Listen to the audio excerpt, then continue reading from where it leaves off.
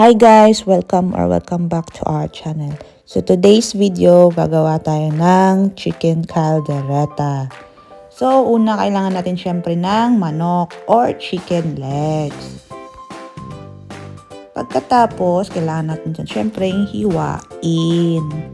After nun, prepare natin yung mga kailangan like carrots. Syempre, need din niya hiwain, of course. Tingnan nyo, very proportional lahat. Next naman ay ang patatas. Kailangan din niyang hiwain. Tingnan nyo, hiniwa nga. Very proportional. So, ayan naman next, sili. So, optional lang naman. Kung gusto nyong maanghang-anghang ang luto nyo, pwede nyo lagyan ng sili. Next, syempre hindi mawawala ang bell pepper. So yan, hiwain din ng very proportional.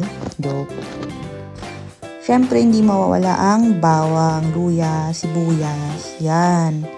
Mga importanteng sangkap yan sa pagluluto. Walang lasa pag walang ganito. Next, nilagyan namin ng tomato. Diba? Para original, hindi tomato paste. Tomato talaga yon. So, next ay ipa-fry namin ng mga dapat na i-fry. So, yan, naglagay kami ng oil. Tapos, yung patatas, nilito namin para medyo maging golden brown siya. Ayan. Pwede nyo namang di yan gawin. Optional lang naman. Pero, mas masarap yung pag pinrito mo. Diba? So, ayan na. Nag-golden brown na siya. So, after nyan, set aside mo muna yung patatas. So, ayan, diba? Ayan. So, ayan. Ganding. Next naman, prito natin yung carrots.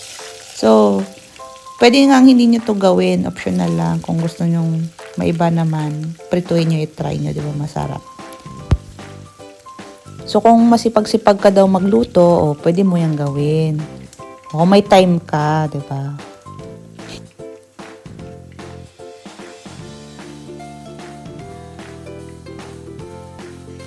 Susunod naman yung manok. Kaya prituin din natin hanggang sa maging golden brown. Ayan, hanggang sa maging ginto ang manok. Golden brown daw. Ayan na. Wag na masyadong sunog kasi pangit na ang lasa niyan pag masyadong sunog. Diba?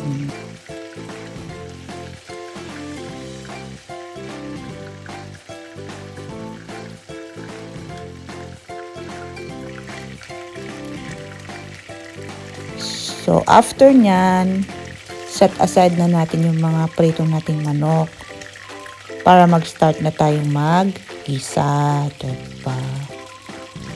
So, dahil marami yung mantika, kailangan nating bawasan. So, ayan na. Lalagay na natin yung mga sibuyas, luya, tsaka bawang. Yan yung mga pampalasa. Syempre, di mawawala yan. So, ayan na. Brown muna natin yan ng konti. Yan. Halu-haluin. Char lang. Yan. Piga-pigain. Char lang. After nyan, pag medyo brown na, ilagay na natin yung kamatis. Ayan na siya. Kasi wala kaming tomato paste, kaya original kamatis na lang. Pwede naman mas masarap yan. Next, lagay na natin yung pritong manok. Ayan na. O, diba? 2 chicken legs yan. Ang dami nang nagawa. So, para medyo malinamnam, dagdagan natin ng patis. Ayan na. Diba? Tsaka, lagyan natin ng pepper. Ayan. Diba? Halu-haluin para kumapit ang lasa sa manok. So, ayan. Ganyan lang. Tuloy mo yan, pre. Ayan. Halu-haluin mo lang. So, sunod naman, ilagay na natin yung tomato sauce. So, ayan na.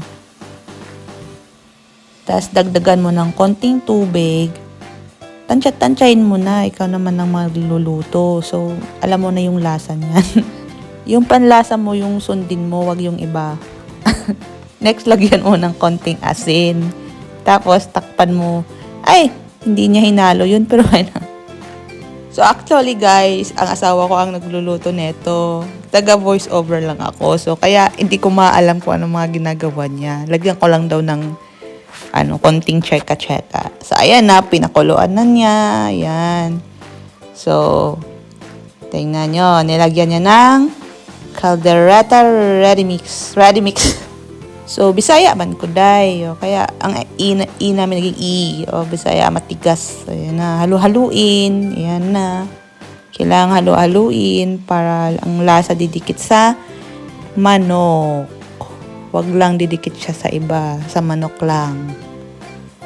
So, sabi ng asawa ko, pakuluan lang daw hanggang medyo lumapot yung sabaw. Tsaka, mas masarap din yung karne na hindi matigas, syempre.